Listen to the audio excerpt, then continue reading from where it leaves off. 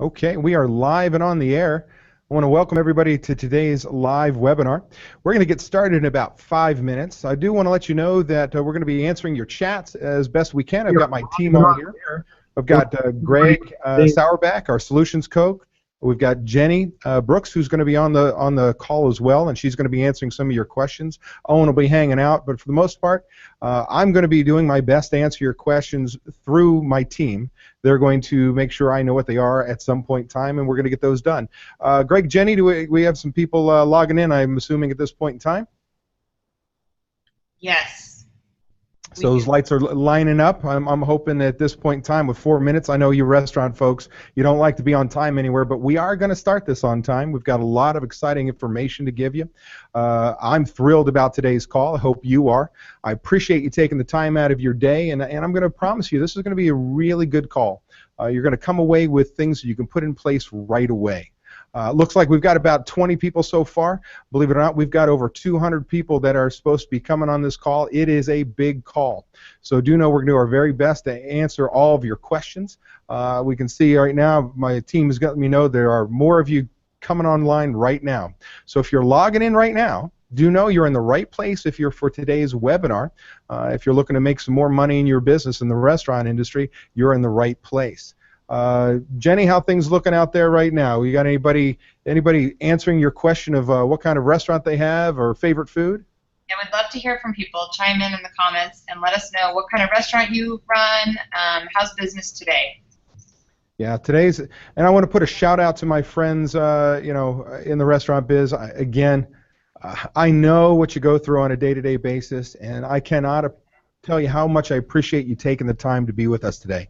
As I mentioned earlier, for those of you who are logging in as we speak, I'm going to make today a really exciting call for you, full of great information, things you can put in place right away that's going to change your bottom line, get your life back, make you more money, just all the good things to allow you to take the passion of running a restaurant, just bring it back right out, because that's what you can focus on, because you got the right systems in place, the right people in place, everything's getting done your way. Let me look at the time here. We got about 3 minutes. What kind of comments you getting there, Jenny? Anybody popping out there and telling you what kind of restaurants they have? Well, I've got Jacob Fries Sr. is on with us. He hasn't told me yet what kind of restaurant. Oh, come on, Jacob. Let's a little information, buddy. We'll get her done. You need to know where you're calling from or joining from. Yeah, let us know where you're joining from, what kind of restaurant you have. We'd love to know. This way we can tailor the webinar. If we know we've got a certain group of people on here that maybe quick serve, full service, fine dining, caterers, we work with everybody. I want to make sure that we get you the right information that you've signed up for. But we're really excited. Again, we're going to get started in about 2 minutes. In the meantime, for those of you who are joining in right now, you're going to see there's a couple extra names on here. Greg Sauerback, our solutions coach, is going to be answering your questions in the chat box on the YouTube page there. Jenny Brooks is going to be answering some questions for you. That way I can focus on you, getting the right information out to you as I can be as efficient with your time as possible. I've got about 2 minutes out there. Jenny, how things looking? Everybody, those things are lighting up, it looks like, yeah? Everybody got a lot of comments. We've got a taco shop, Voodoo Taco. Eric Newton's on with us. We have Jacob is a startup. We have Chicago-style pizza with Scott Henning. We've got Northwest Arkansas. That's where Jacob is. He's in Northwest Arkansas. Taco Jake's. Still in the design phase. We have Dennis's Casual Barbecue in Pittsburgh. And Scott, his Chicago-style pizza is in Florida. Fantastic. Well, we're about 1 minute away, so I'm going to stop us doing the shout-outs. Again, I appreciate everybody who's on today's call. We've got about 30 seconds before I'm going to get started. Do know, again, for those of you joining right now on time, I appreciate your time today. And again, you're going to see my team on this call. Jenny Brooks and Greg Sauerback are going to do their very best to answer your questions, and they're going to take those questions so that at the end of the webinar, I can answer them for you. They're going to make sure I get them. So hang in there. Make sure you have any comments, suggestions. We're going to be monitoring it. We're going to make sure that this is very much a participation-based live webinar. So I'm going to, with no further ado, I'm going to get us started. Jenny, you can mute yourself out. I'm going to start to share my screen here, and everybody, we're going to get started. Let me do here, screen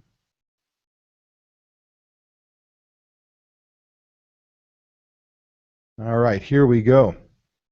Hey everybody, this is David Scott Peters with the restaurantexpert.com, and I am thrilled you are on today's webinar. If you're in the right place, if you want to learn how to easily take control of your restaurant and make more money, it's really about finding that passion again for your business, running the restaurant of your dreams. And in order to do that, you need to have the right systems in place, the right people in place. And all too often, we take the right people and we make them wrong because we don't give them the systems, the tools, the processes, the ways, the things they need for you to be successful and not have to be there on a day-to-day basis. Why do you want to listen to me? Well, I'm not sure. You didn't have something better to do today, but I'm pretty sure many of you have seen me speak all over the country. Some of you are members on this call. Some of you have seen webinars or seen articles I've written. Well, for those of you who aren't familiar with me, let me introduce myself. Again, my name is David Scott Peters. My company is called therestaurantexpert.com. We're here and put on this earth to help you not only survive but thrive in the sea of chain restaurants that are out there. We want to still love our guests, love our employees, but do what they do well, and that's make money. Now, my background is I grew up in my family's restaurant and catering business back in Linwood, New Jersey, where I worked for the toughest manager I know. I worked for my mom. Anybody on this call right now who's worked for their mother or their father, grandparent, do me a favor, put it in the comments. I want to know how many of you have felt my pain. I love my mom to death, but I hated every minute of it. Why? Because my mother said to my sister and I, she's gonna ride us harder than anybody else because she didn't want there to be any favoritism. Nobody would ever think that just because I was related, there was favoritism. Now, while I hated that, she did me a favor. Why? Because every job I had after that, I grew quickly. I elevated everywhere I worked because I had a work ethic like nobody else around me. I later worked for a company called Coyote Springs Brewing Company Cafe in Phoenix, Arizona. This was in the early 90s when brew pubs, the first wave, right? We have a wave now. The first wave of brew pubs were coming through. There were one opening every single week. Well, our first location was a cash cow, just hand over fist money. Our second location was much like owning a boat. Anybody own a boat?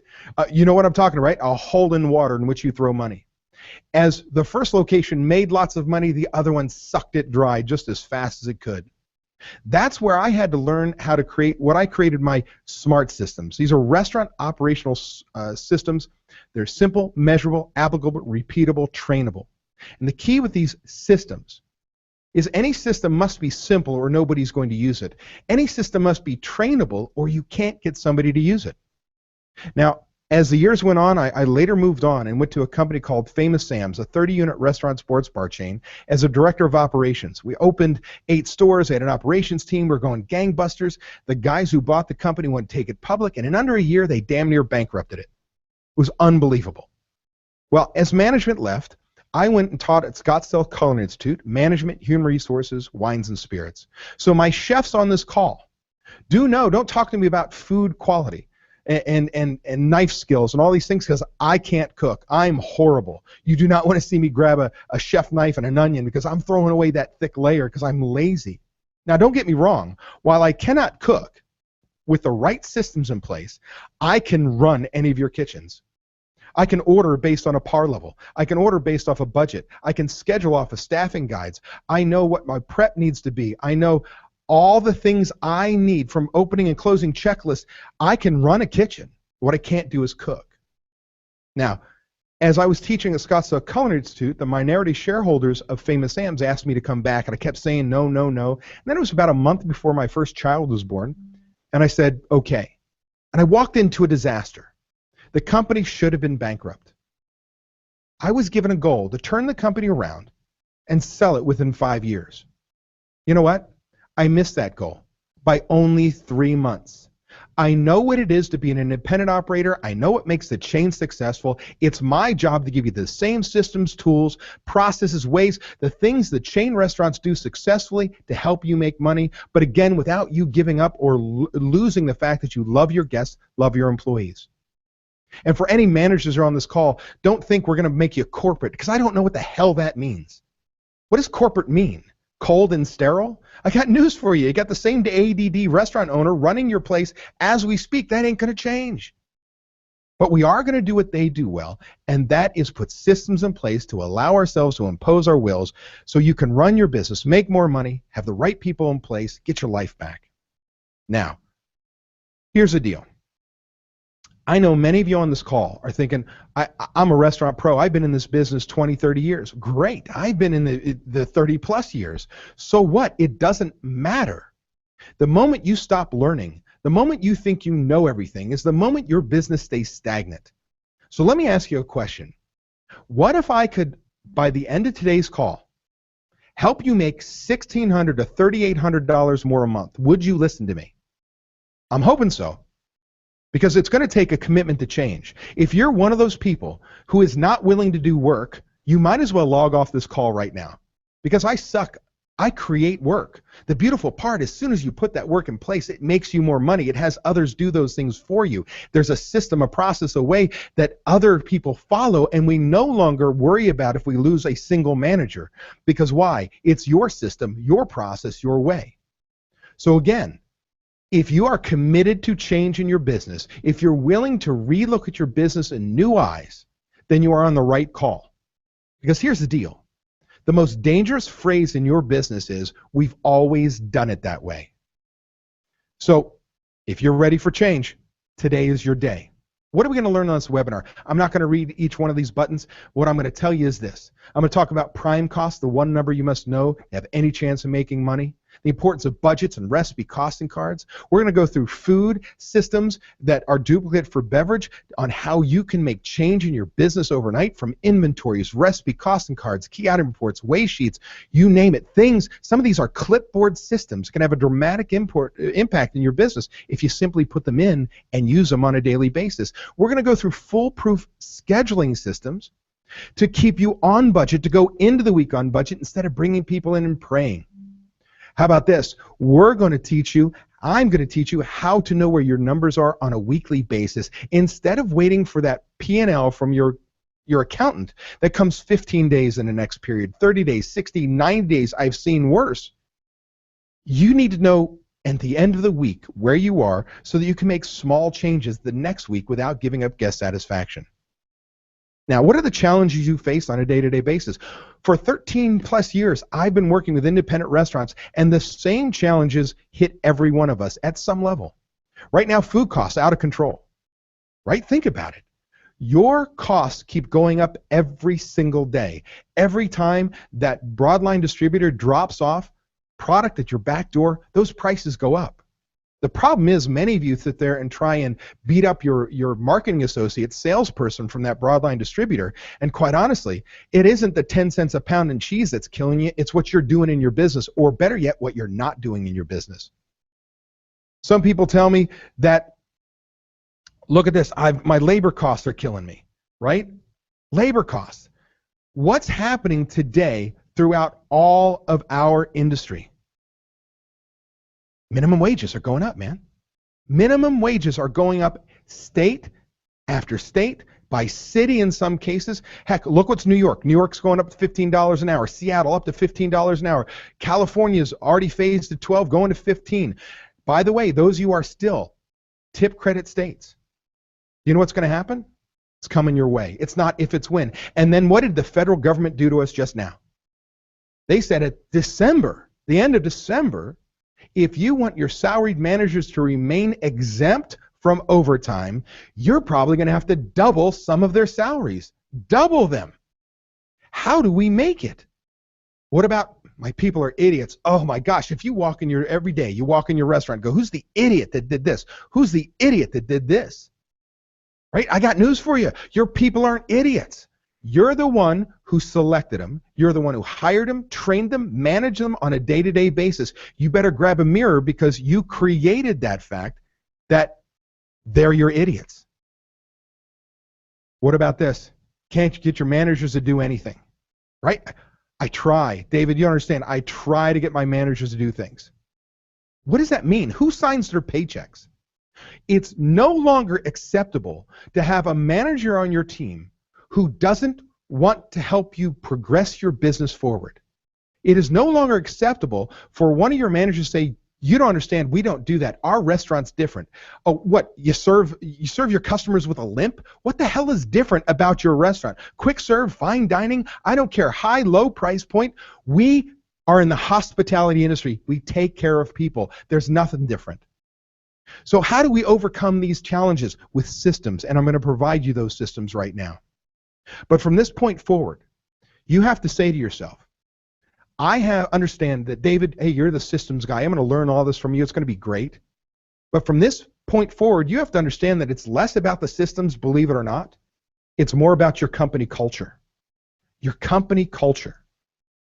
And from this point forward, in this webinar, or anytime you see me speak, come to my workshops or seminars, or work with us on a daily basis as members, you have to understand you have a responsibility to run profitably. It's not I hope, I pray, I wish. It's I have a responsibility to run profitably, my social working friends. One, you have a responsibility to your customers. They walk in your door because you fulfill a need in the community, don't you? Right? You have a responsibility to your employees. That's how they're gainfully employed. They feed their families. They pay their bills. Now, granted, half of them drink their paychecks away. Whole nother story.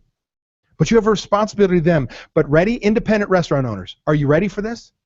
This is where we screw it up all the time. You have a responsibility to you, your family, and any investors you may have, and I'm here to say you come first, not last, my social working friends. Why do I say you're a social worker? What industry are you in? We're in the hospitality industry. We take care of people.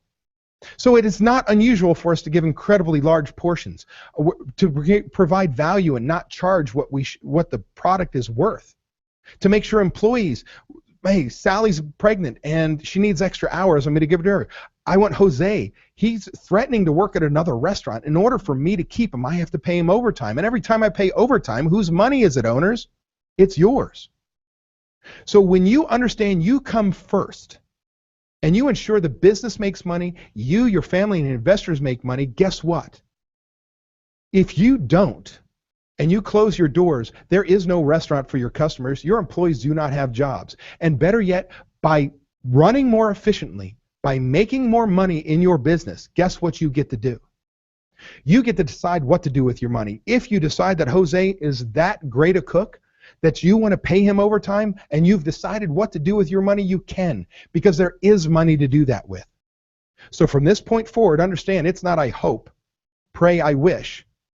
The only people on this call right now that could have possibly decided to open the restaurant as a charity on purpose is a church, a synagogue, a mosque, right? If there's a restaurant there. Otherwise, every one of us on this call did not just open this restaurant to give great food, great service. It was also to make money.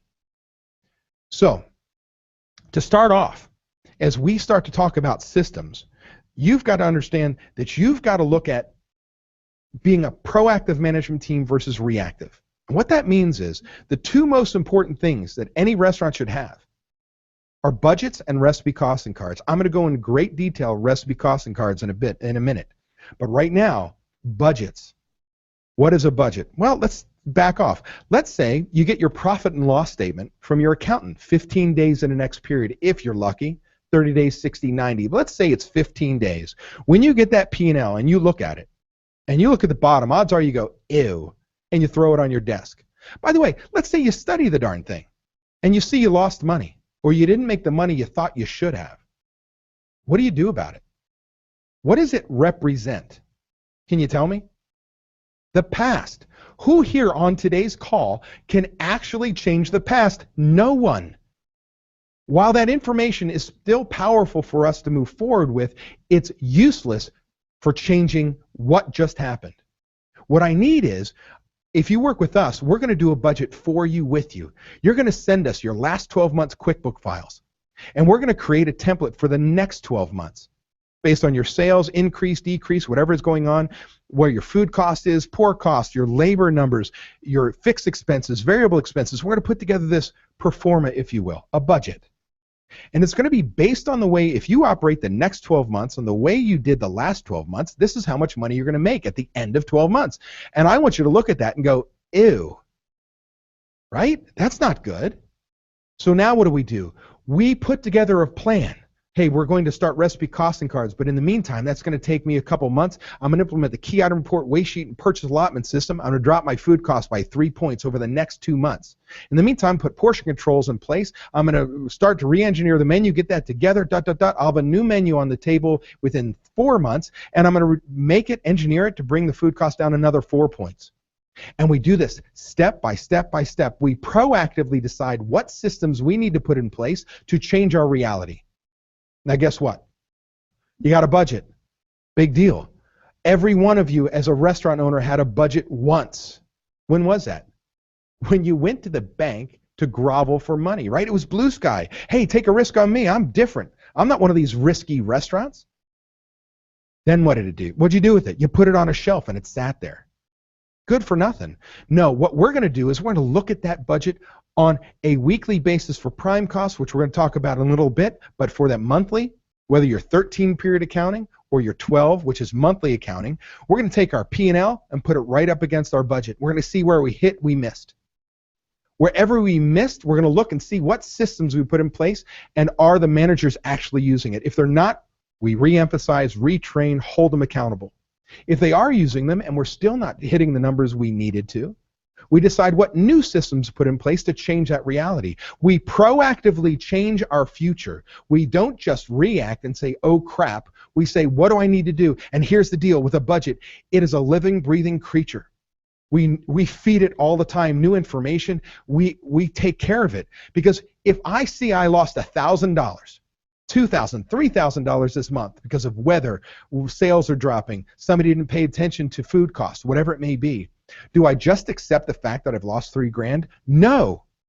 I make small changes over the next 11 months that don't affect guest satisfaction or quality of service or go against my core values of who I am. I'm not going to buy cheaper product, but I certainly can re-engineer a menu to find the points I gave up without affecting my guest because I proactively decide what to do. Now, at the bottom of this slide, I want you to look at one thing. It says, warning, industry standards don't apply. Look, I speak all over the country. On a monthly basis, I'm maybe 2-3 times sometimes on an airplane speaking at a show, a seminar, or workshop. And I'll see other speakers, and they're going to say, oh, the National Restaurant Association says the average food cost for a full-service restaurant is 34%. And you go home to your restaurant and say, 34%, chef? Who the hell said that was your number? That's an average. It's a benchmark.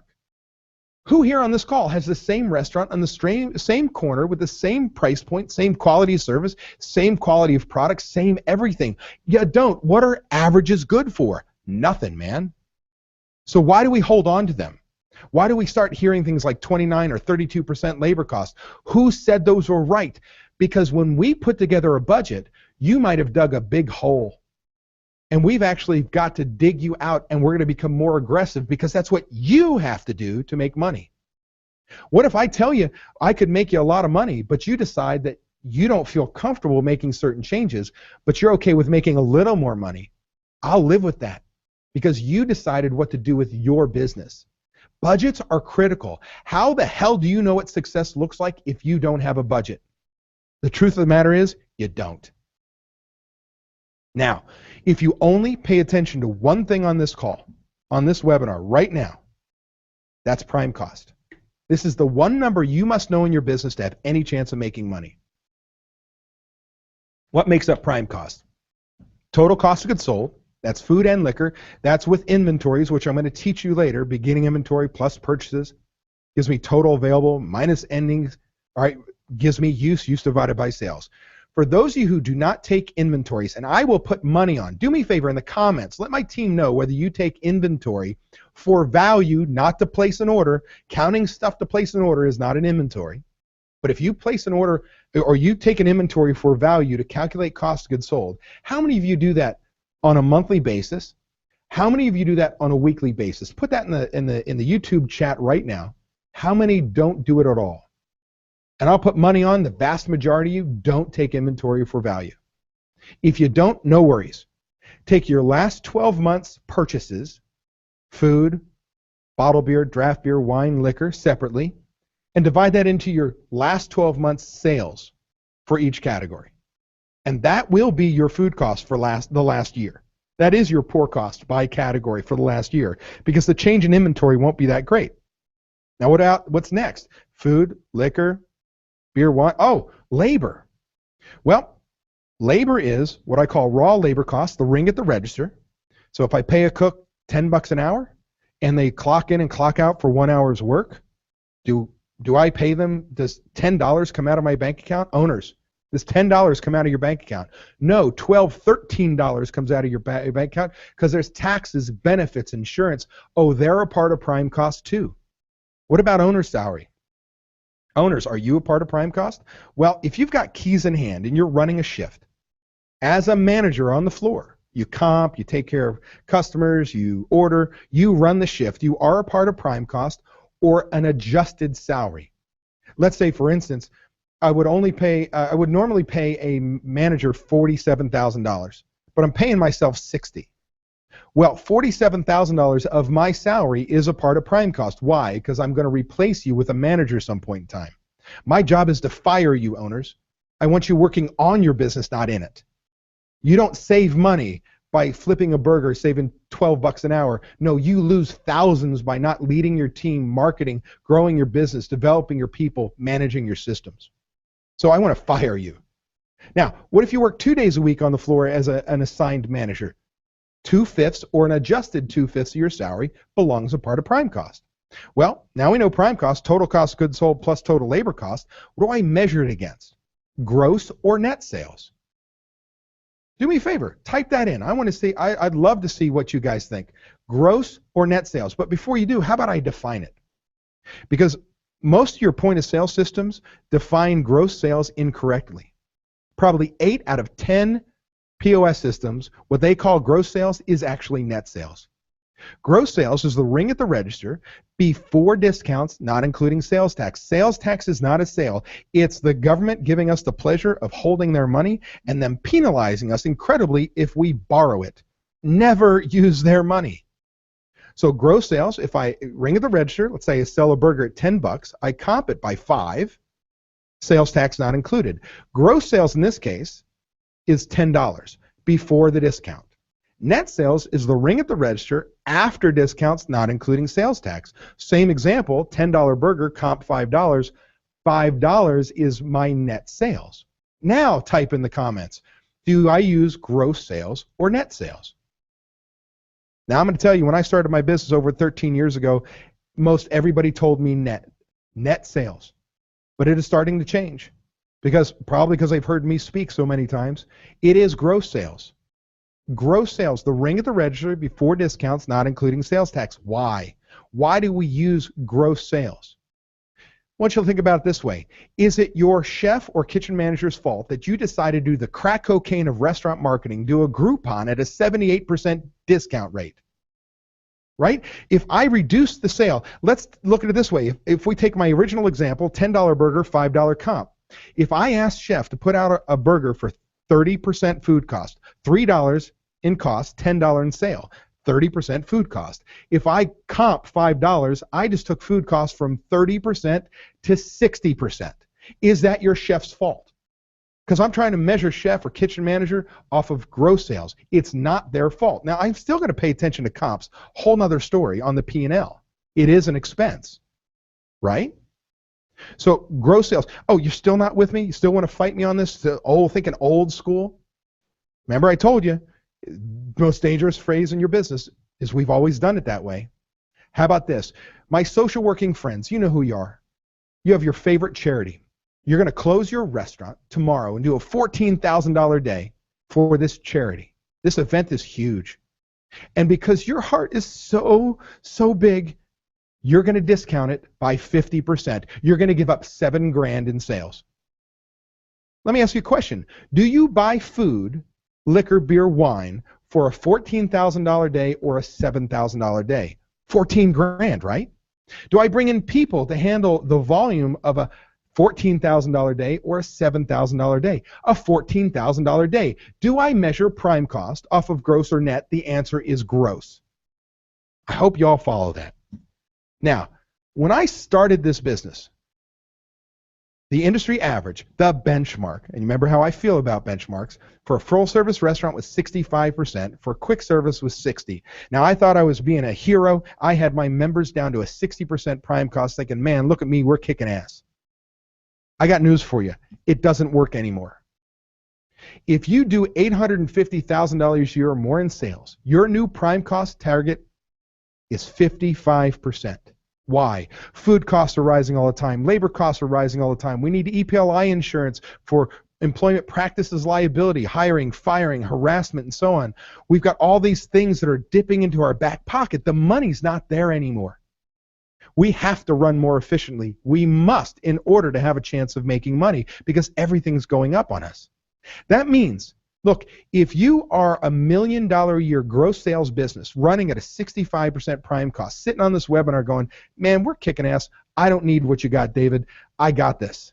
I'm telling you that there's 10% that you can drop to your bottom line, or $100,000 in bottom line profitability if you're willing to do the work. Now let me ask you a question. If I were to hand you, and I say, here's $100,000, it's yours. But in order to get that $100,000, you've got to do some hard work. You've actually got to work. How many of you on this webinar right now, type it in the comments section, would do the hard work? Say, I would do the work. Type it in there right now. I want you to go through the process. Type it in. You ready? You lie. I know. It's wonderful to want to make more money. It's wonderful to feel like I'm ready for change. It's wonderful to say I want to do something. But all too often, many of you, I know who you are. I speak to you all over the country. I work with you on a day-to-day basis. Many of you see people like me speak, come back to your restaurants and go, oh, I just saw this speaker, David Scott Peters. It's unbelievable. We're going to do recipe costing cards. We're going to do this. We're going to make these changes really exciting. And as soon as you do, the no birds come out. No. Hey, owner, no. Our restaurant's different. Hey, owner, no. We've tried that. And we go through the litany, and then you're going to call me up and say, David, I love your stuff, but I tried to get my managers to do something. Who signs the paycheck? Try. Let me ask you a question. What does trying get you? Nothing. My 13-year-old daughter, last year, 14 today, I had her tell somebody, because I talk about how trying gets you nothing. I said, Brooke, tell this person what trying gets you. She didn't give me what I expected. She said, trying leads to excuses. Right? Trying is not accomplishing or getting something done. It's an excuse of why you didn't get it done. So if you're ready for change, you are in the right place. Our new target is 55%. Oh, how do I get there? I just shot down industry standards, right? 34% food cost national average, 32% labor cost. Hell, that's a 66% prime cost where I'm coming from. Well, look at this. If I'm a family dining restaurant, 30% cost of goods sold, 25% labor cost, that's 55. Burger restaurant, 20% cost of goods sold, 35% labor cost, that's 55. Steakhouse, 40% food cost and a 15% labor cost, that's 55. Wait, how the hell can a steakhouse run a 40% food cost and still make money? Well, odds are it's such a high ticket, right? The ring at the register is high. The cost of the product is high, but it still brings in more dollars to my bottom line because it reduces my labor cost. Think of it this way. I have a $10 an hour cook flips a burger, right? Whoa, efficient. I have a $10 an hour cook flips a steak that was twice the cost. Does it take two cooks? No, it takes the same cook. So even though the cost of the food was higher, the price was double. The ring of the register is 2-3 times more, which means raising sales reduces labor cost. That's why prime cost is the one number you must know. Some of you on this call may say to me, David, I won't raise my prices. Let's assume that was the only way to reduce your prime cost. It's not. But let's say it is. I won't raise my prices. Then you've got to attack your labor cost. Somebody else may say, hey, I'm seasonal and I won't cut people's hours. Great. What do you have to do? You have to put out a seasonal menu that reduces your food cost. And someone on this call, this webinar right now may say, David, you don't understand. I'm not going to raise my prices. I'm not going to cut people's labor. I'm going to run a 60% prime cost. That's what I want to do. And I will pat you on the back, applaud you, and say, good for you, man. At least you decided what you wanted to do with your money. And I got news for you. The higher your volumes go up, the more this drops. I've got a $4 million Tex-Mex restaurant, $4.5 million at this point in Dallas, Texas, that runs a 38% prime cost on a weekly basis. Think about that. That's minting money. And we have people lower than that, people higher it. It's really up to you. Now, how do the chains do it? You ever notice? Some of you right now are having real difficulty focusing on this webinar because you got people walking in and out of your office asking for help. You've probably gotten up 3 times already. Or your phone has been buzzing and they're going, I know you're on a webinar, but where's the plunger? And you're like, you freaking idiot. Are you kidding me? Well, guess what? You created that situation. You're so damn good in your business, you're the only one who could do things. So they find you. You have enabled your people to do nothing because you don't think they can. Well, chain restaurants have no owners in them, right? The big chains, the Applebee's, the Chili's, the Red Lobsters, and so on. No, they don't. Well, when you're an individual operator, you can impose your will. You touch the orders, you touch the guests, you do everything in your business, and you can see when somebody does something wrong and you correct it. Well, that's easy enough.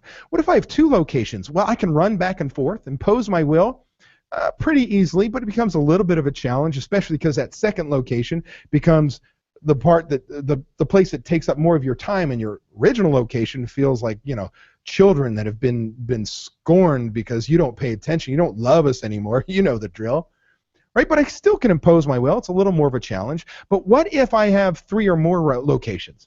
What if I want to be able to walk out my door? Meaning, I have a full management team in place. I love my restaurant, but I want to walk out there. I want to play golf. I want to see my kid play volleyball. I want to go on vacation. I just want some me time. But you feel trapped in your business. Well, if you want to leave your locations, have others run them, multiple, more than 2, you've got to have the right systems in place.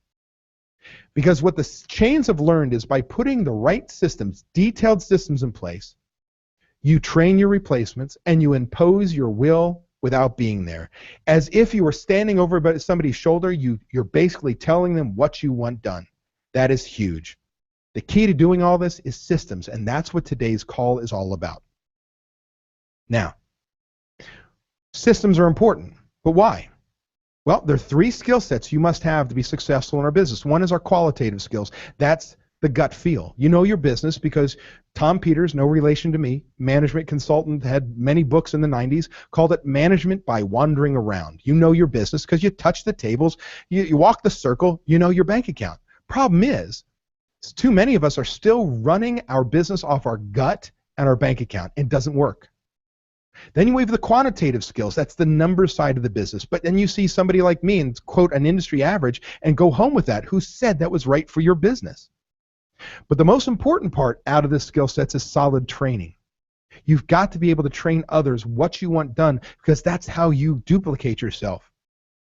Now, this is what I love systems, what they provide. One is the quantifiable numbers. With budgets, I have numbers to shoot for. I know where I need to hit labor cost by position. I know food cost, poor cost by category, what my managers should strive for. Trainable results.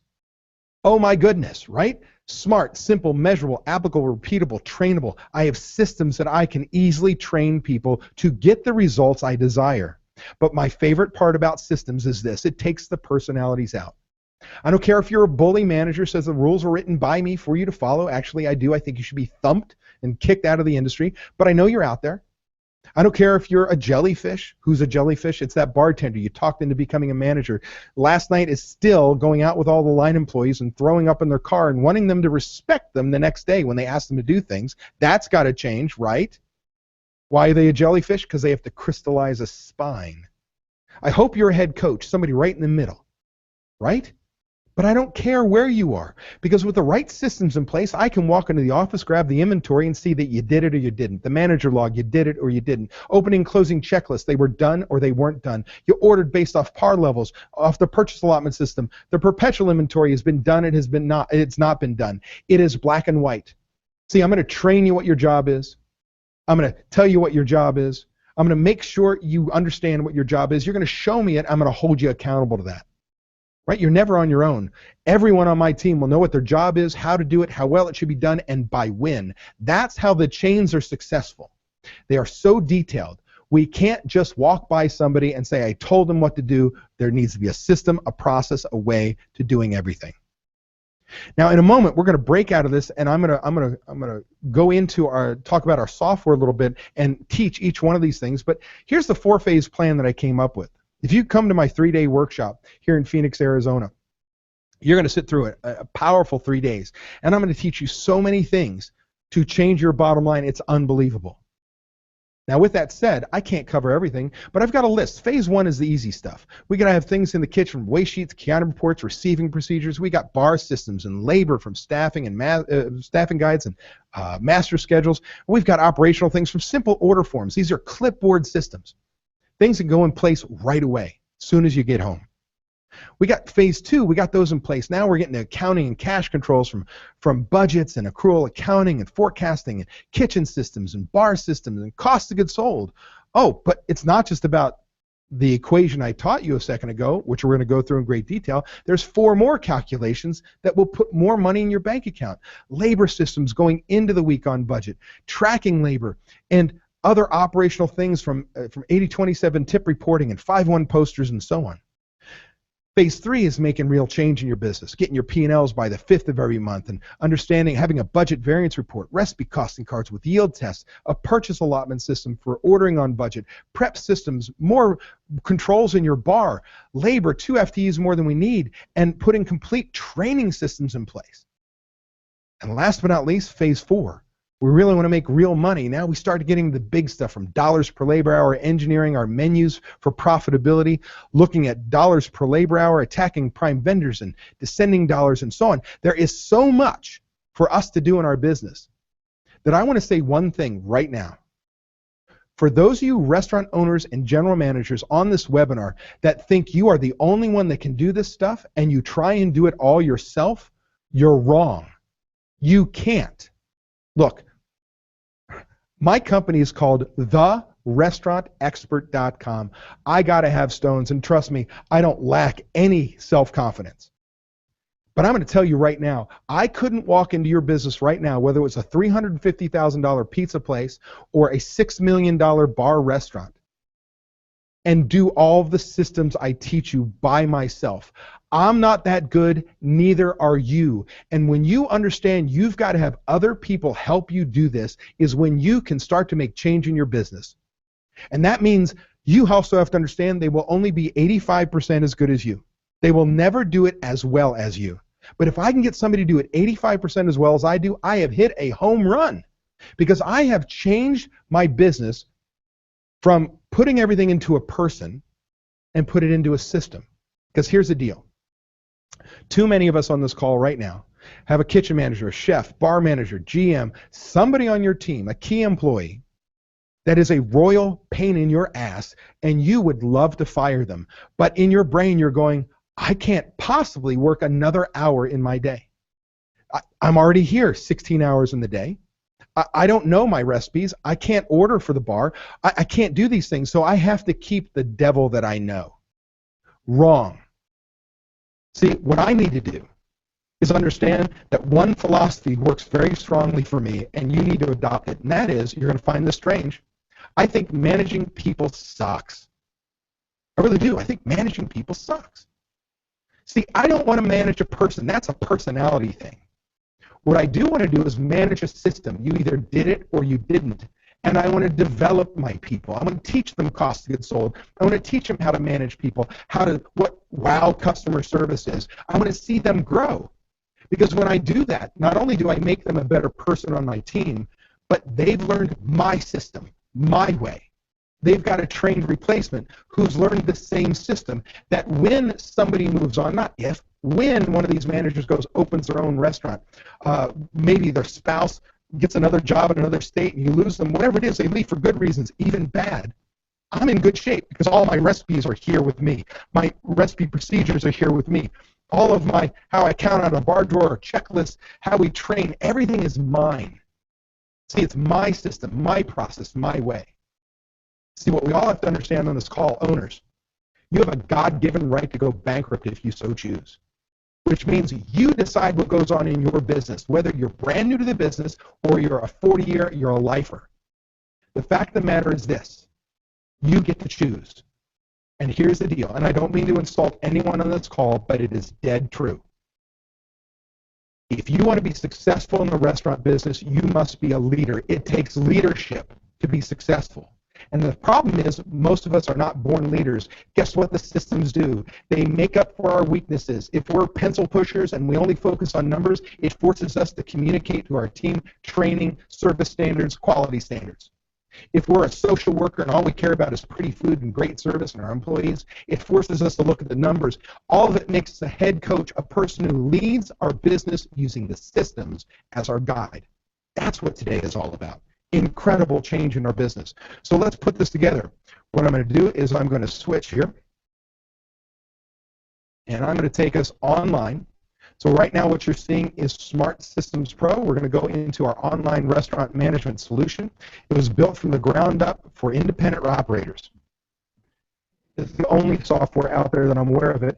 And what I'm going to do is I'm just going to use it as an example. Instead of PowerPoint, I'm going to use real-life examples and show you how we do things, how we take budgets, how we take all these other systems and use them to be successful. So first of all, let's start with our budget. I'm going to go down here to our setup section. This is where I'm going to go to our category setup. And I'm going to let you know, look at this. Food cost, 22%. You see this column here? NA Bev, 10%. Liquor, bottled beer, 25%. Draft, 21, 28. Where did these numbers come from? Where did I come up with 22% food cost? A budget.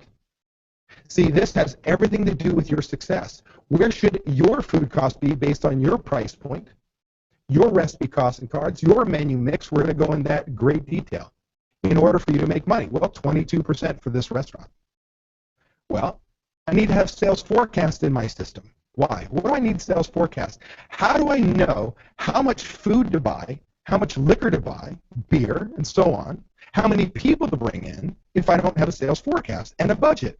For instance, if I look at this and I say $6,500 is what I forecasted, well, we're also going to grab from your point of sale system what your sales mix is. Because I don't want chef ordering off a $6,500 day. No, chef gets 85% of those dollars is food.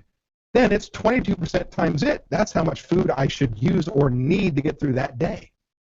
See, if I order too much product, what happens? If I order too much product and gosh, it gets wasted, stolen, spoiled, right? I mean, what do? I lose money. If I order too little product, I 86 items. I ate 86 items. I piss off guests, right? Means I lose money. So I gotta have this. If I bring in too many people, tick, tick, tick, I lose money. I owe. If I bring in too many people, or if too few people, long ticket times, bad service, I lose money. I've got to have a sales forecast. It's critical. So this is where your budget comes into place, right? These are key numbers to run your business by. Now, let's go to cost of goods sold. I told you earlier I was going to teach that. I'm going to do that right now. What it takes is, well, it takes two inventories, a beginning and ending inventory. Now, let me just take this down and show you. We're going to just go to food cost. Now, what do? I have a beginning inventory. Where'd that come from? My last inventory, right? It's what was on the shelves at the end of last period. Whether that's a day, a week, a month, whatever it may be, I want you to be doing weekly inventories. Now, I know some of you thinking, oh, no way. I'm gonna tell you how it can be done in under an hour. Most of you think inventories are tough because you don't have the right systems in place. Our purchases. Now, do know that we're on an accrual accounting system. Accrual accounting is earn, owe, used. That means if I buy the product, whether I pay for it or not, it's an expense in that period. So the day it shows up, it's an expense even if I sign for it. So beginning inventory plus purchases tells me how much I could sell. Now at the end of the period, I hope again weekly, could be monthly, could be 16 days, doesn't matter. I take an ending inventory, what's left on the shelves for value. Well, ending inventory subtracted into total available tells me how much product I used. right? This is how much money left the shelves. How do we use products? What's the number one way you hope you use your product? Sell it, right? We're all in the business of selling stuff. Well, I sell the product. What else? How else can I use a product? Oh, it can be wasted, spoiled. I buy too much product, it goes bad in the refrigerator. I throw it away. That's use.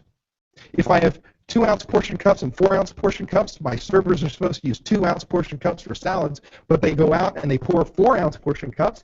Well, guess what? 2 ounces of ranch dressing more, let's call it 10 cents an ounce just for make it easy for me. I just killed the profitability by 20 cents on that salad, and I killed the dish because more ranch dressing isn't necessarily better. It's drowning in this stuff. What about theft? I know none of you have thieves, right? Some of these people are related to you, I know.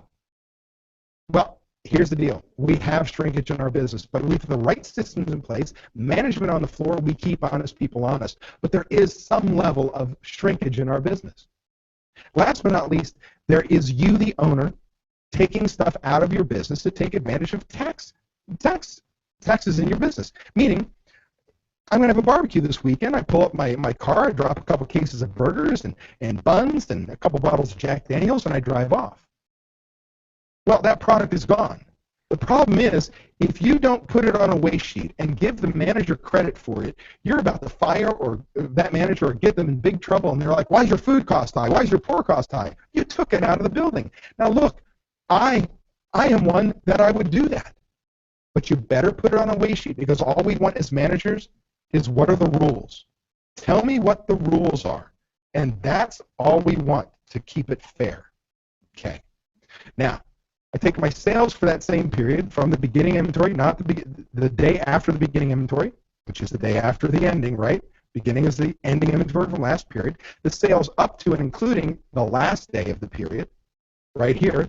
Use divided by sales gives me food costs. In this case, $8,300 divided into $49,000 in sales for the week is a 17.09% food cost. Now that should be tremendous. Problem is, later in the demo, I'm going to show you that food cost is wrong. But let's say it's right. Okay, fantastic.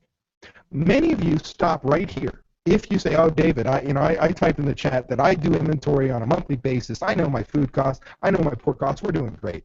Well, odds are you're not using the next 4 calculations. You could actually bonus a manager in a situation I wouldn't give them any money. Because what pays your bills, owners? Cash or profits? Type it in right now. Tell my team, tell Jenny and Greg, what pays your bills right now? Cash or profits? Well, the answer is, it ain't profits. Profits are for paying taxes. It's cash. Cash is king. I can show you restaurants that show profitability on their P&L and have no money to pay their bills. Vice versa, I show you people are losing tons of money, but they're cash heavy. That's accounting stuff. What pays my bills is cash. And the next 4 calculations, I'll guarantee, will put more money in your bank account. Notice, I did not say I'd make you more money. I said I guarantee you I will put more money in your bank account. Because what matters? It's the cash, right? So we start with average inventory. Average inventory is my beginning inventory plus my ending inventory, ready? Divided by 2. Holy cow, that math is tough, man, isn't it? Right? Beginning inventory plus ending divided by 2. What does that do? Well, I'm going to divide that into my use, and I'm going to come up with an average inventory, or I'm sorry, my inventory turn. How many times I turn the product? Well, in a calendar month, this is 1 week, so this is 1 turn. If there were a 4-week period, that would be 4 turns. Well, I want you typically to reach 4 to 6 inventory turns in a calendar month. If I'm a breakfast place, you might be as high as 8. What that means is you only have enough food on your shelves for 3-4 business days. That means you have cleaner walk-ins, better health scores, you don't run out of product because it's hidden behind shredded lettuce, you identify theft, and more importantly, your money's in your bank account where you can use it.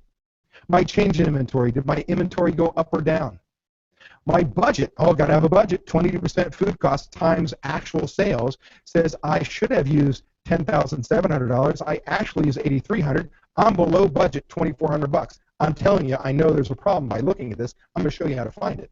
What if I had lost $1,000, right?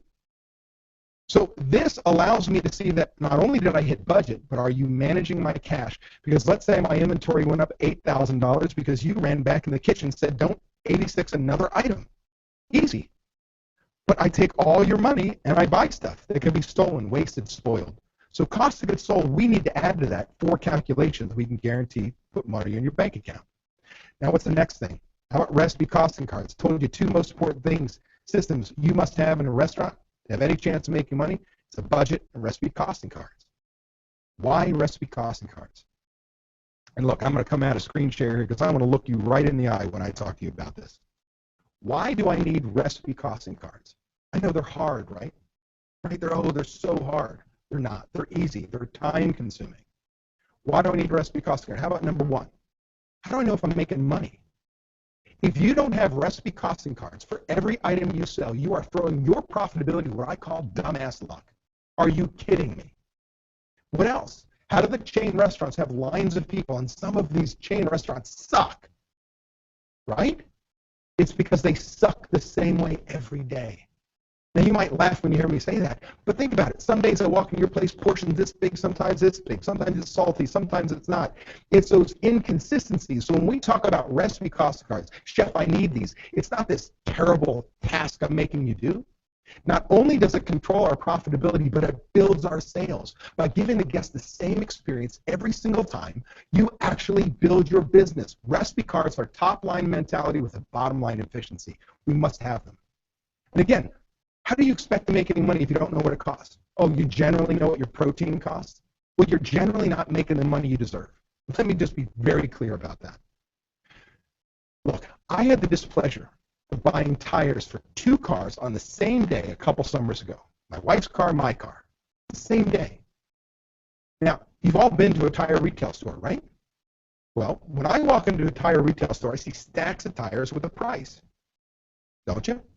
Let me ask you a question. You think the manager woke up that morning, went to work, got a cup of coffee, opened the office door, walked out, looked at the stack of tires, went right out of their butt, $395 per tire? Or do you think that manager knew exactly what he or she needed to sell that tire for to make money? It's the latter, right? They knew what they needed to sell that tire for to have any chance to make money. Yet we in our kitchens put out daily specials, features. And we have Sally, the server, who's got great chalkboard writing, right? Loopy, and says, Chef, what are we charging today? And Chef goes, what did we charge yesterday? Oh, and she says $13.95. Chef looks at the dish and goes, $13.95. Are you kidding me? Right? Think about this. It's a special, it's a feature. We should make more money on that, right? We could charge more for that. We give our guests the opportunity to have chicken that has 1 day left on it, right? That's special. But really, the fact of the matter is, how do you expect to make money if you generally know? You don't. Recipe costing cards are imperative. Let me bring you back to my screen share here. And give me a second here. All right. Now, let's look first as a batch recipe.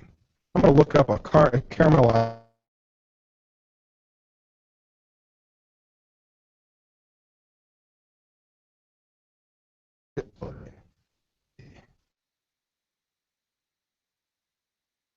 Here's my caramelized onion relish. I'm going to look it up. I'm going to click on it, bring it up. What do I see here?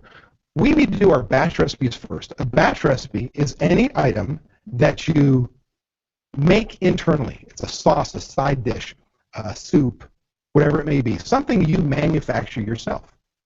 Well, what I need is each of the products that I use, how much I use of them, which will give me the cost. And in this case, I'm highlighting $3.87, almost 88 cents. That's the cost. But I also need to know how many portions it makes. So the batch makes me 20, if you look at this, 1 quart camware round, 20 ounces, and that's $3.87. So it builds in yields, has all the product in there.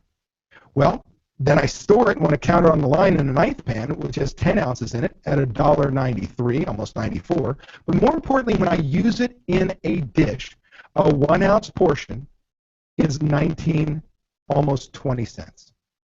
Now I can use 1 ounce, 2 ounce, 3 ounces in a recipe. Many of you don't do recipe costing cards, think they're too hard because you skip this step. You start a recipe and then realize, oh, you've got to make your own barbecue sauce. You stop, do it. Oh, you make your own side dishes, 3 of them. You stop, you do those recipes. You go back and forth, and you say, David, this is so hard. Here's what I want you to do. I want you to grab your menus, yellow pad of paper, and from menu item 1 to the last, write down every batch recipe that goes in each one of those dishes. Because you could have 9 batch recipes for wings. You've got wings converted from pound to each. You've got 5 sauces you make, your own ranch dressing. You're going to prep and cut your own celery and your own carrots. All of a sudden, you go, wow, I've got 9 batch recipes before I can get 12 chicken wings on a plate. Well, create that checklist and start documenting. You should be able to document these recipes in a week, maybe 2, right? You're so busy. Why? Because you make every one of these dishes on a daily basis, a weekly basis. If you don't, your food sucks and you're going to kill someone, right? So I didn't say cost them out, I said document them. That means you have to get back there with a scale and you say stop, weigh it, write it down. Stop, weigh it, write it down. If you've got your happy little ass in the kitchen, do so. Let's get it done because I'm going to show you how easy it's going to be to do your recipe cards when that's done. What about item recipes? An item recipe is an item we sell. The difference here is we line up all the ingredients, is we come down here, we have the cost, but we also know what we're going to sell it for. Use divided by sales gives me food cost and what I call cash contribution, how much money this makes me. The other benefit of this is I've got recipe costing cards printed, I've got recipe cards for cooking that are printed, and I've got training cards with the product knowledge like I use Vidalia onions, and they're exceptionally sweet, come from 1 crop a year, for my serving staff, all in my recipe cards. So one of the things that we've got to also understand when we do this, I'm going to highlight this, it's called the spice factor. All too often, what do you do with the ketchup and mustard? What do you do with the bread and butter? The chips and salsa you give away for free. I don't give anything away for free. What I do is an inventory, a beginning inventory of all the items I give away for free, plus anything purchased or prepped, minus ending inventory of all the products I give away for free, and it gives me how much money in dollar value of use that I gave away. I go to that expensive cash register called a point of sale system. I run a PLU, a velocity report. I don't care what item by item sales mix report. How many entrees only did I sell? Divide that number into how much money you gave away. Now I come up with 25 cents, 35 cents, $1.65, I don't care what it is. In this example, it's 50 cents. I now add that to as an ingredient to every one of my recipe costing cards because I don't give anything away for free. I build that cost in so that I can give it away, but I got money for it. If you don't, chefs, kitchen managers, you wonder why your food cost is high as you give away free chips and salsa. Remember, use divided by sales. It's blind. It has no idea how you used it. It knows it's gone and you only brought in so much money. So make sure this is a game changer for you. Now, let's take a quick second and let's build a recipe costing card. I'm going to show you how easy this can be. Now, let me be very clear. When I'm done with this, you're going to go, wow, that is super easy, David. But I'm also going to let you know it's going to take you 40, 60 man hours. Why is it going to take you 40, 60 man hours? Because you have so many recipes. If you're a scratch kitchen, you could have 150 recipes easily. I'm just going to put a burger in here. I'm going to make sure the category I'm going to use it for is burgers and sandwiches, active, and I'm going to save. Now, I'm going to click on the plus symbol here, and any ingredients that I've set up in the product, whether they're batch recipes that will be in there or products I buy from any vendor, I simply put them in here. So I'm going to type in a patty, and I'm going to use this 5.3 ounce patty. I'm going to change it to a usage unit, which is a 5.3 ounce patty. I'm going to use one of them. I have product knowledge in here. I could put cooking instructions for when I put my recipe cards together, but I'm just going to show you in this one. I click Save. Click on the plus symbol, and I'm now going to add a bun. Well, if I can type properly, use this hamburger bun, usage unit, 1 bun. I'm going to click on the plus symbol. I'm going to add burger, and because I created a burger setup, it's a pickle, it's tomatoes, it's lettuce. I'm going to use it by the portion, right? Instead of having every recipe do the same ingredients over and over again, I can create one recipe and use it in others. Wedges, I'm going to use this pre-portion, these potato wedges, by the portion size, which is 6-ounce bag that I'm going to drop into my fryer. I'm going to click on the plus symbol one more time. I'm going to add that spice factor.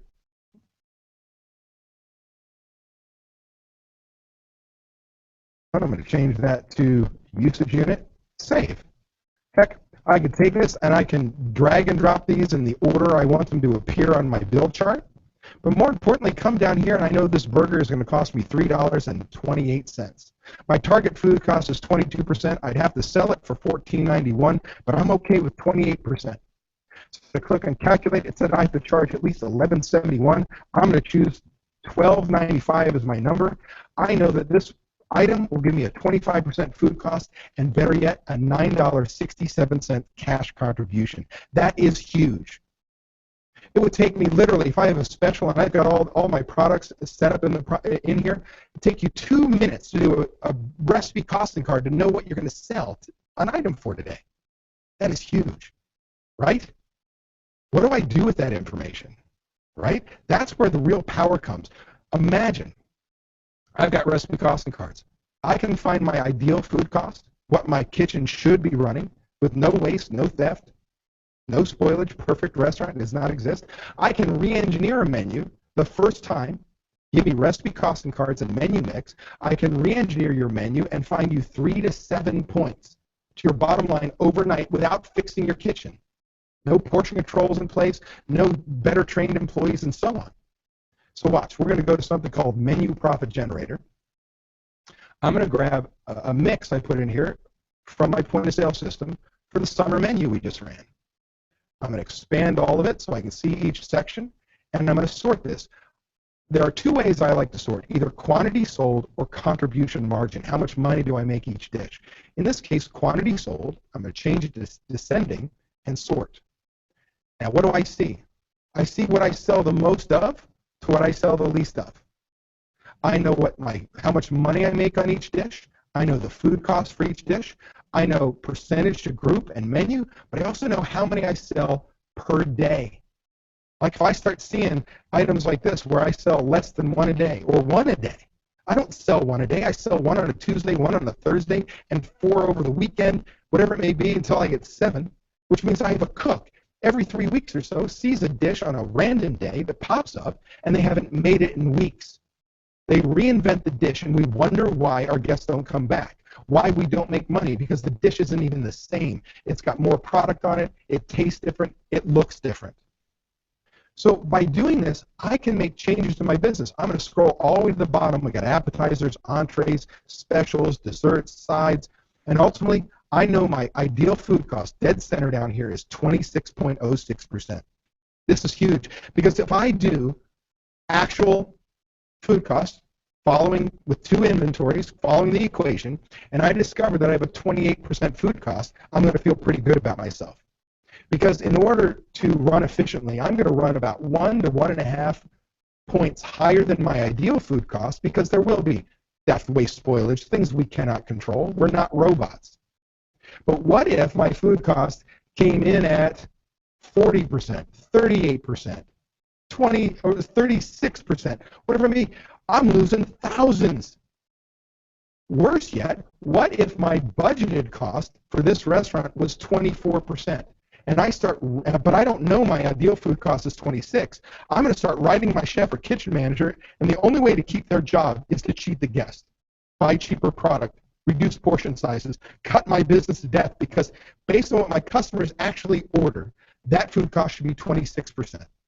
And to make change in this, it is so easy. I simply come to the top here, and look, the section is 20% food cost just for this section.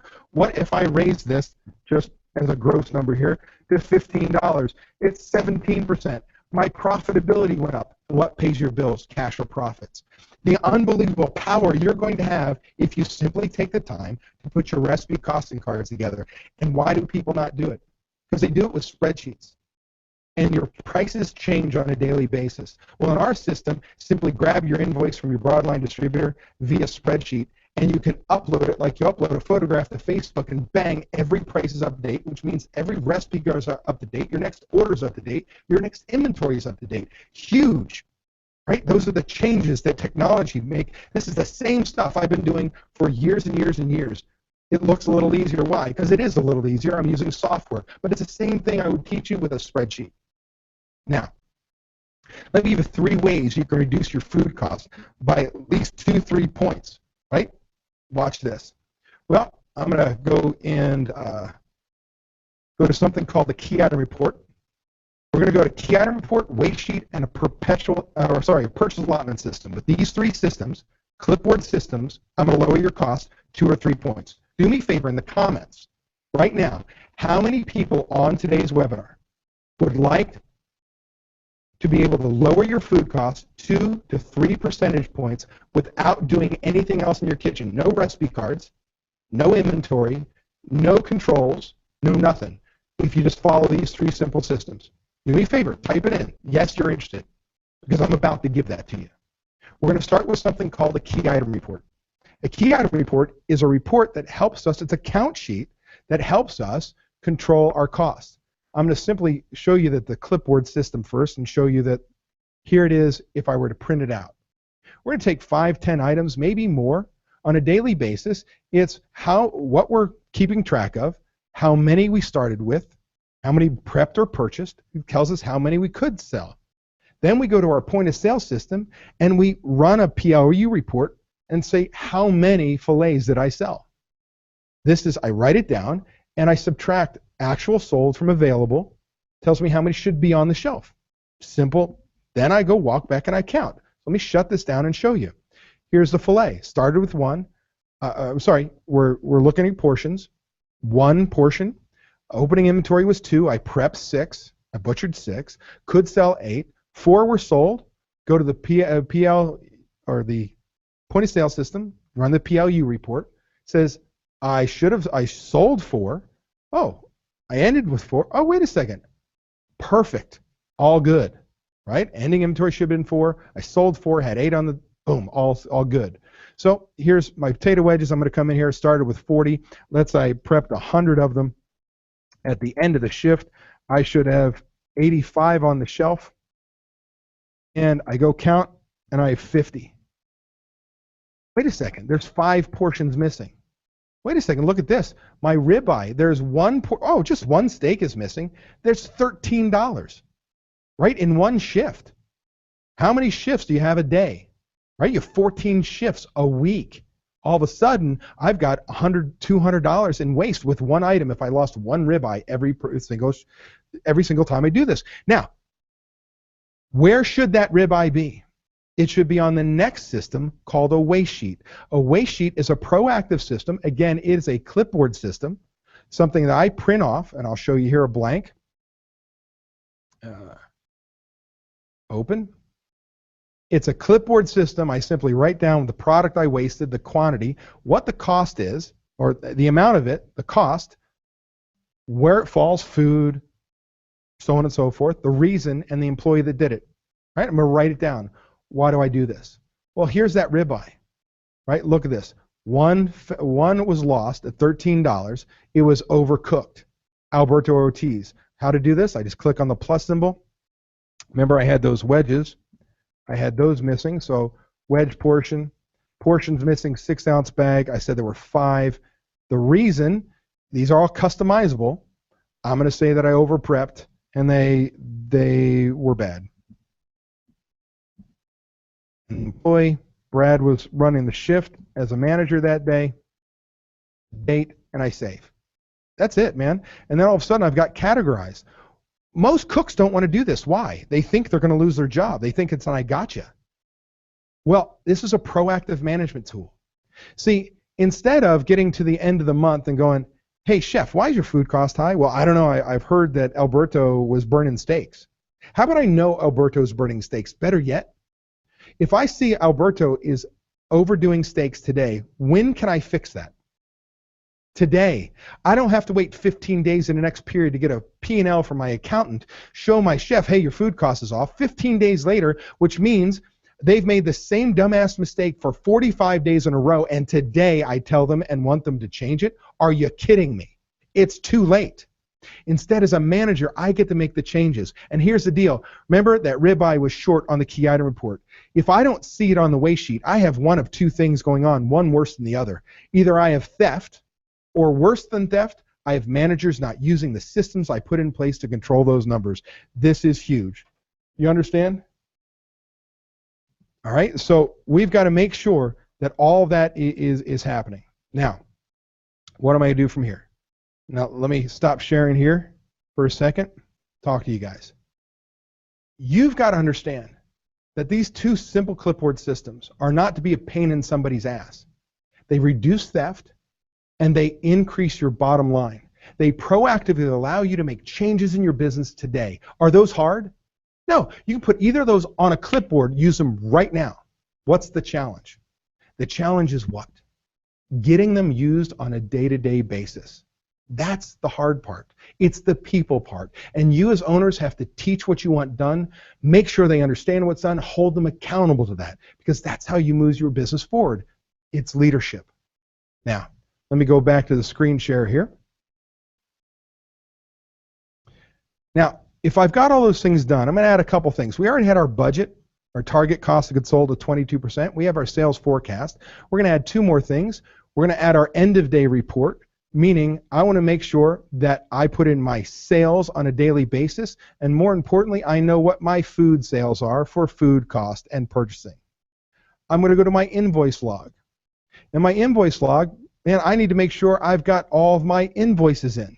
And it's broken up by category, because it's more important to know not only did I purchase an invoice of $600, $681, but 643 of it belongs to food cost. I don't sell janitorial paper and so on. So I'm going to take you a system called the purchase allotment system that uses all of these numbers. I'm not going to go in great detail in all the math, but you'll notice there's an allotment for every one of our categories. Why? What it does is sets us up to make sure that everybody is buying on budget. I can give up my checkbook, ordering without giving up my checkbook. So we're going to do food. And here's the deal. What you're going to notice here is we've got our date. Here's Monday the 15th. Here's what my gross sales were, my forecasted sales, my actual. Now it's 22% times actual sales. Says I should have used $1,100. No waste, no theft, no spoilage. And here's my actually spent. These are all my invoices that come in, only the food portion. And it's a running total. Food allotment, my food allotment and my actual, right, what we did, and we're going to come up with how much we could spend. I just subtract them. Well, if I'm ordering Tuesday for a Wednesday delivery, and my next order is Friday for a Saturday delivery, I simply come down here, because I put in my sales, my forecast, my budget targets, my actual purchased, it's going to show you that our food cost is 21%. No, I don't care about that. Look, see here, estimated order, $6,800. This is huge. $6,800 is what Chef can order. I'm going to put in place that, Chef, you can order this much up to $500 more. If you need $500 more, don't come find me, do your job, do whatever's necessary.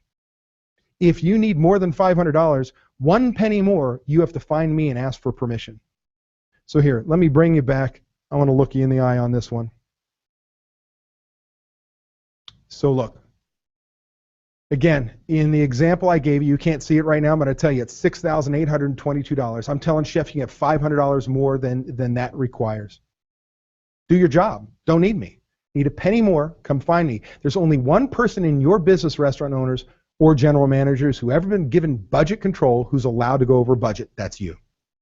So let's say Chef comes up to me and says, hey, David, I need to spend $7,822, $1,000 more than's been budgeted. What's the first thing you're going to say to Chef? Why?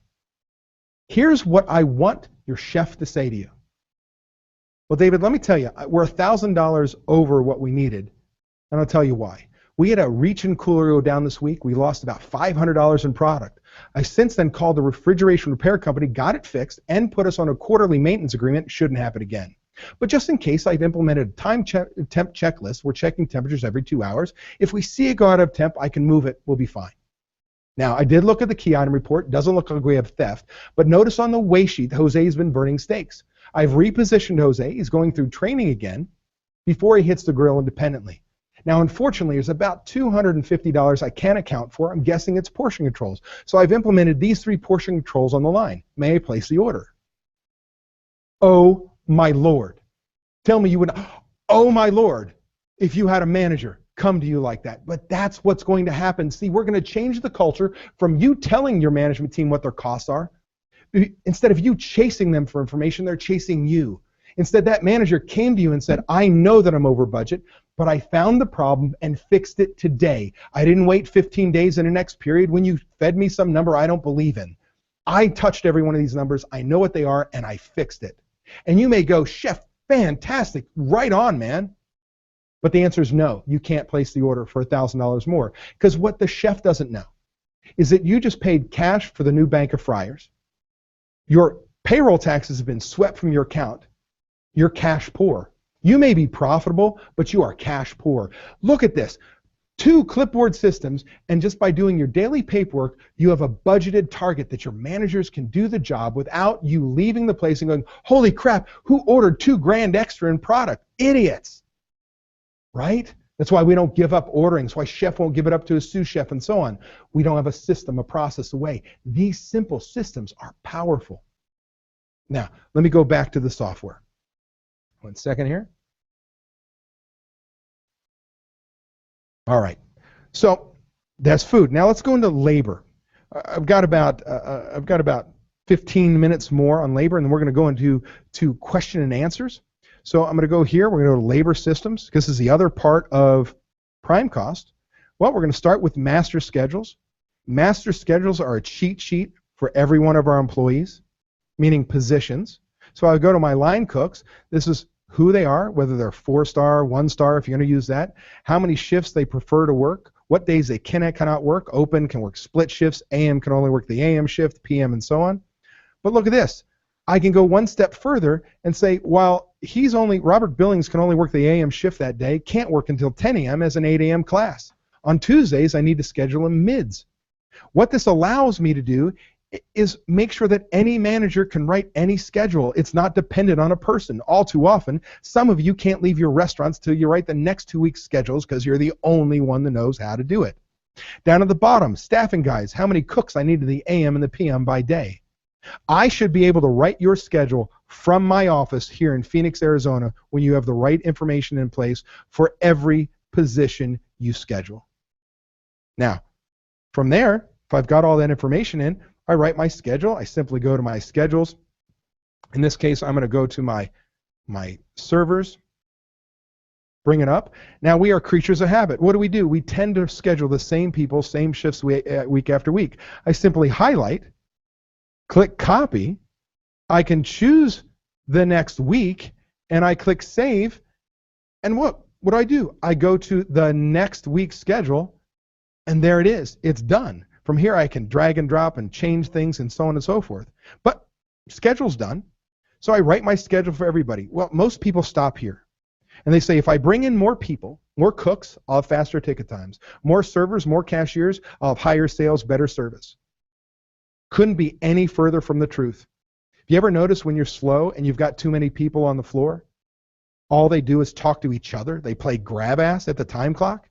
Are you kidding me? When I have just enough people and we're running, we're just barely on the edge, on the weeds, everybody, all they do is focus on their people, the customers. And that's where we want to get to. So how do I do that? Remember the purchase allotment system told you how much money you could spend? Well, we've got one called the labor allotment system. This allows us to know how much money we can spend. All I do is this. If I'm scheduling for the 22nd, I hit the 22nd, says go to my point of sale system and run the labor summary report for the 8th through the 14th. It knows my sales because I put those in on a daily basis.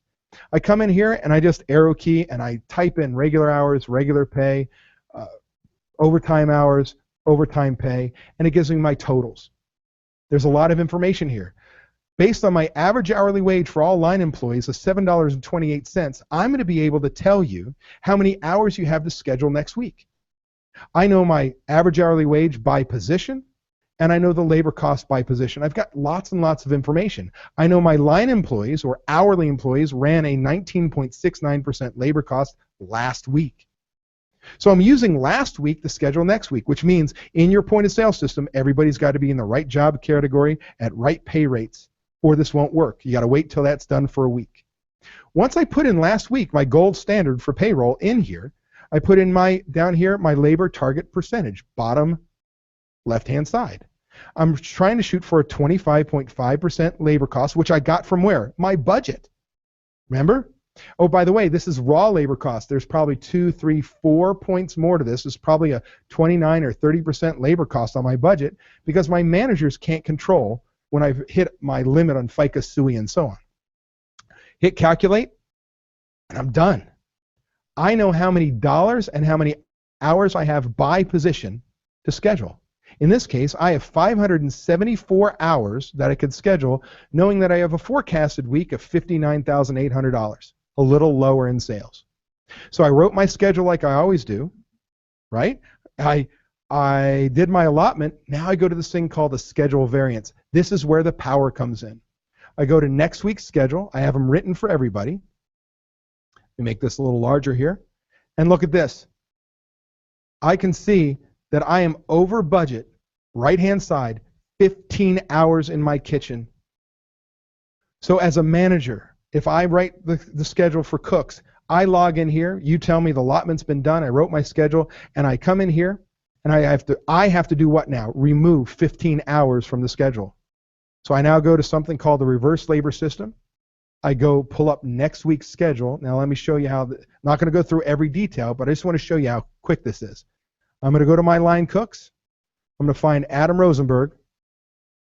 And I happen to look at the schedule deeply, and I say, oh, I've got an extra cook on for Adam. I can get rid of him. That's no problem. I'm going to do that on Thursday. So get rid of these. I'm going to save. Oh, I happen to know there's a second cook that I've got too many hours on. That's Robert Billings. I'm going to go find Robert Billings here. Double click. I'm going to remove him from Friday. I'm going to save. Okay. Now, notice here it says post schedule changes. When I click on that, what it does now is overwrites or edits the schedules I just posted. Now, I go back to my schedule variance. Wait, hold on a second. Wait for it to go through the whole process. There we go. I'm going to go to my schedule variance for the 22nd. And look at this.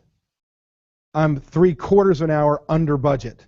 So each manager, what they do, what does this do? It now says instead of bringing 7 servers to play grab ass on Friday at 4 o'clock, I bring in 2 at 4 o'clock to set up the restaurant.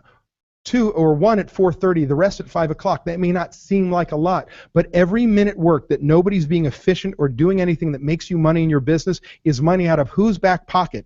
And oh, by the way, I still have 7 servers come into the building, which what? Means I give my guests the best experience possible, but instead of having them sit around and do nothing. That is huge. Now, last but not least, we want to go, we sit there and say, okay, you as the owner or the general manager, you go into the 22nd, you review each one of your schedules. Let's say I go to my line cooks. I review it to see that people are working the right shifts, the needs of the business are met, right? How do I do that? I double click in here and I'll show you. I can put things, what stations they want to work, whether they are off volume, close, whatever it may be, hiding their off time, in and out time, split shifts, all this doesn't matter. I double check it all. If I'm on budget and I meet the needs of the employee, needs of the business, I simply highlight everybody. I come to the bottom and I click on this envelope. Well, let me do this. I'm sorry. Yeah, I click on the envelope, and what it's going to do now is this. Oh, I got to approve things first. Sorry about that. So I approve my schedules. I email everybody that their schedule's been posted. Huge. Now, I'm going to finish up here real quick, and then we're going to go to question and answer. But I want to go. Here's the payoff. It's called the budget variance report. If you give me weekly inventories, if you do your labor allotment, I can give you huge power in your business on a weekly basis. Notice I can look at my actual sales versus my projections, whether I was up or down in sales. I can look at my cost of goods sold, and I look at this, 17%, 20 was my actual, my budget is 22. There's something wrong here. So as a manager, I know to go check things. I check my invoices. I check my inventories, and watch this. I'm going to go to my food inventory because I already know there's a problem. I go to my food inventory. I'm going to pick it for the 14th, my ending inventory. I'm going to go to my freezer, and I noticed right here immediately. Now, amazing how I know this so quickly, right? I planned this, but you can look at you can compare your last two inventories. There's a feature for that, but this should have been 3, not 33. So I'm going to save that, and now I'm going to go back to my prime cost, go back to my budget variance report, choose the same date range, and now look when I go to my food cost. My food cost is at 22.61, right? I lost $298, but on the waste sheet that I did for the week, there is $136.50 that I know exactly where it went, and I can tell you as a manager what I did to proactively change that it doesn't happen again. Now I've got another $160 I've got to figure out where it is. That's huge, right? And in this case, I've lost $300 for the week. Now that doesn't sound like a lot, does it? Multiply that by 52 weeks, right? That's real money. I come down here, I look, and I can analyze. Oh, look at this. My kitchen did a real good job. What dish? Oh, I've got too many people in there. So on and so forth. Another $200. Well, guess what? I come to the bottom. I lost $560 this week alone. Multiply that by 52 if you don't think that's a lot. My budgeted prime cost was 51.4. My actual was 52. I can see how I did and make change into my business right away. This is huge. I don't wait till the end of the month and get a P&L 15 days in the next period. When I see there's a problem today, I can make small changes through the rest of the month to make up the money I should have made without giving up guest satisfaction. Now, I'm going to do question and answer here in just a second. Here's what I want to tell you about. I want to tell you a little bit. If you're ready for change, if you like what you saw, you're ready to simplify your operation, get your life back, have people know what their job is, how to do it, how well it should be done, make money you deserve. Whether you're on your deathbed and it's this or survive for survival, or you just need an extra %. You want to leave your business and make sure people are doing it right. We've got something called our Winner Circle membership. Our Winner Circle membership, we're a restaurant training and coaching company that has software as its centerpiece. So, Winner Circle membership comes with Smart Systems Pro. That's the software that I was just showing you. It is cloud-based. As long as you have internet access, an iPad, a computer, a phone, you have internet access, you can log in and see that Chef ordered on time, on budget, following PARs, that they scheduled properly an RM budget for next week, that they're controlling labor this week, that the money made it. What happened the night before? You have real controls because it's a daily manager log with cash controls, online scheduling system with labor controls, complete food and beverage and merchandise systems from recipe cards, ordering, inventory prep, key item reports, waste sheets, and so on. And the payoff is the budget variance. You get that with the membership. You also get free unlimited training support Monday through Friday, 9 a.m. to 7 p.m. Eastern Standard Time. We are here for you. There are no dumb questions. Heck, we have just recently, in the last few months, installed a chat feature, and I can tell you that you guys love chat. All too often, today's generation, we don't want to pick up a phone. No, we just chat. We are here. There are no dumb questions. We will help you. In fact, we have weekly webinars teaching the software, and we have them inside Smart Systems Pro to help going forward. We have free trainings. We do 2-day trainings here 10 times a year in Phoenix, Arizona. You can come as many times as you want, bring as many people as you want. We will give you bring a laptop. If you need to borrow one, we've got some extras. And on the stage, we're going to teach something, and then you're going to do it. We're going to teach, you're going to do it. You're going to learn the software inside and out and become an expert. So much so that when you go home and you forget, you know to call us, you've seen it, you're familiar with it, and you know the right question to ask. But you can see really what kind of changes you can make. Nobody else does that for you. We have restaurant coaching. Imagine having a call with me or one of my coaches. You get an hour of our time every single month. That's helped me with a budget. That's helped me re-engineer our menu. Help me teach a manager cost of goods sold. You get an hour of our time every single month. And oh, by the way, here's the deal. If you have an extra call, pick up that damn phone. We're not attorneys. We're not accountants. We don't punch a clock. I don't go, hey, man, I can't believe you already used your hour. You can't talk to me this month. See, I understand this. If you don't get results, you go away. My job is to give you success. And if you're successful, you're with me for life. I win, you win. We're in this together. And so I understand in the beginning there's going to be extra questions, extra calls. But later on, you're going to be a master of this. You get all $8,000 for my training products. Over the years, we've built everything from management training to line employee training for full service and quick service, train the trainer, harassment prevention, desktop software. We have so many pieces in place. Basically, it's franchise training and systems for the person who doesn't want to franchise. We're here for the independent. I'll give you all of that. All $8,000 of that product is digitally downloadable inside Smart Systems Pro. There's not an extra dime you need to pay me. They're unbelievable. We have workshops and seminars. I told you there's 10 trainings here at our office. That's a picture of our training center here on our facility. Can fit 100 people in there.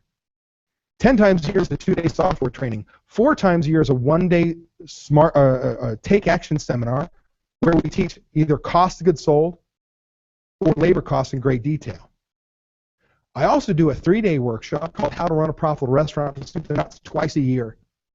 It is an intense workshop. And for members, that's $375 for you and the guests. There's only 100 seats. By the way, there is no sign-up fee.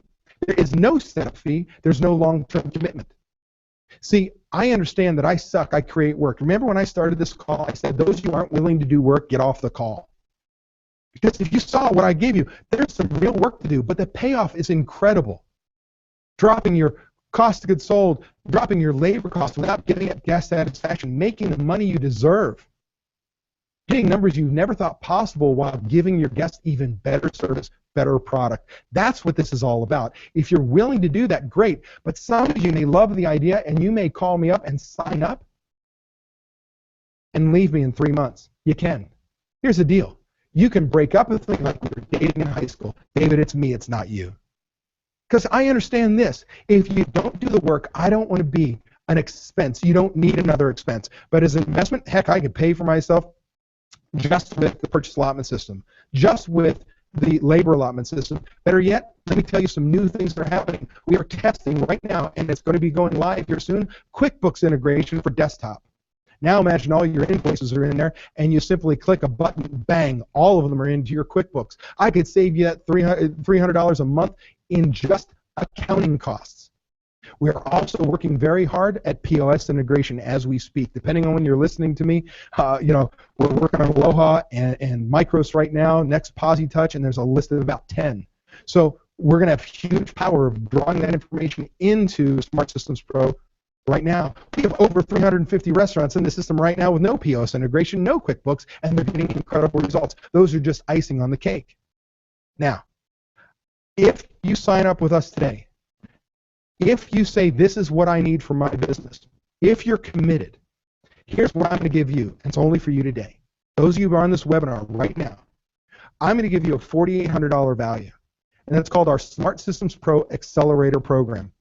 Not only are we going to help you set up your restaurant, normally we help you set up your restaurant, we're going to kit your employees in for you so you can start scheduling, we're going to import your products, help you make them usable, we're going to do all these things to make sure you can start off on the right foot, but oh my gosh, there's so much. It takes the average person 6 months to a year to put all of this in place. Beautiful part is as soon as you start to see results. I should be able to pay for myself within 30 to 60 days. No questions asked if you do what we say. So guess what? We will meet with you and your management team on a weekly basis. Above and beyond your coaching time, I will have one of my training and technical support people meet with you and your team on a weekly basis to tell you exactly what the next step is. Meet with you the next week to see that you did that. If you didn't do the work, we're going to call you out on it, and you have to hold your team and yourself accountable for that. but we'll keep moving you forward one step at a time. Instead of being overwhelmed, where the hell do I start? We're going to hold your hand. That's an $800 a month value. We're going to hold your hand for 6 months. I told you it takes 6 months a year to put this in place. We're going to be there every step of the way. And that is only for you on this call, this webinar right now. Now look, what is your investment? It's only $347 a month. That's it, man. I got to save you $11 a day. If I don't save you $11 a day just with the purchase allotment system or the labor allotment system, you ain't using the system. But I'm also promising you that we can take your prime cost. Most of you, if you don't take inventory, if you don't track your labor on a daily basis, I'm telling you your prime cost is probably 78% or worse. And I want to take you down to, if you're $850,000 a year more in gross sales annually, I want you at 55%. This is life-changing for people, and I've told you I've got people in the 40s and the high 30s in prime cost. Heck, we have $6 million bar restaurants, notice bar first, that run as low as a 32% prime cost without giving up guest satisfaction. If you want those kinds of changes, if you're ready, I need you to go online right now to therestaurantexpert.com. Go to our solutions, scroll to the bottom, find Winner's Circle, click on that, and you can register right now. And if we see that come through, we know we're going to automatically give you the Smart Systems Pro Accelerator program. Or better yet, right now, write down this phone number. 1-877, toll free, 1-877-457-6278 at extension 106, and you're going to get Greg Sauerbeck, our solutions coach. And he will learn about your business. He'll sign you up. He'll tell you what we do. He'll answer any questions or concerns you may have, but he's there to help. Call right now or go online to therestaurantexpert.com. Now, what I'm going to do is I'm going to pop out of this. I'm going to answer questions. So if you've been typing questions in the chat window, we've been gathering them like I told you at the beginning. And now I'm going to do my very best to answer those questions for you. All right, I am now here. I'm going to look at here. Our first question is from Scott Henning, Chicago-style pizza in Naples, Florida.